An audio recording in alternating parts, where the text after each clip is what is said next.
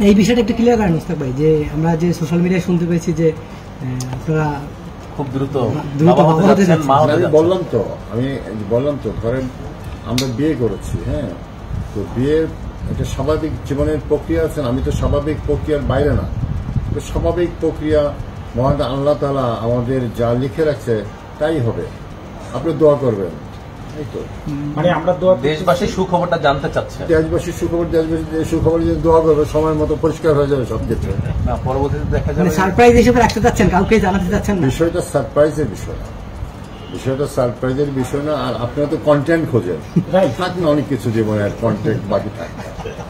আচ্ছা সেটা কি, সেটা রহস্যটা একটু ফাঁস করে দেন।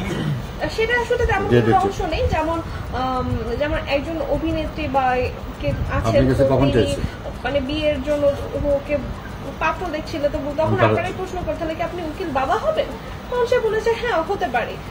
না আমি টেনশনে আছি। আপনি ঘামাচ্ছেন কেন? আমি এসিতে থাকার পর আপনি ঘামাচ্ছেন, কি টেনশনে আছেন? ঘামাচ্ছি, টেনশন কি লুকাচ্ছেন গণমাধ্যমের কাছে? গণমাধ্যমের কাছে লুকাচ্ছি যে বললাম না যে কূপের নিচে অন্ধকার, বুঝতে পারছেন? তা আপনাদের নিয়ে বসছি তো সব অন্ধকার নিয়ে বসছি মনে হচ্ছে। সাংবাদিকদের অনেক সময় সাংঘাতিক বলে, বুঝছেন? তা আমি আবার সেই সাংঘাতিকদের কারণে নাকি টেনশনে নাকি ঘামছে সেটা আমি বুঝতে পারছি না। আপনি ঘামাচ্ছেন টেনশন, আপনি কি আপনার কাছ থেকে জানতে চাই, মানে পরিস্থিতিতে বসে আছে তারপরে কিন্তু ঘামাচ্ছে, মানে খুব আপনি কি খুব প্রেশার দিচ্ছেন নাকি?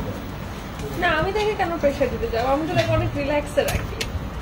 আমি যেমন কোনো কিছু ও যদি বলে এটা এনে দাও ওটা, সবকিছু বাসায় নর্মালি আমি করি, সে তো সেভাবে কিছু তেমন একটা করে না, তো আমি তাকে প্রেশার দিতে যাবো কেন?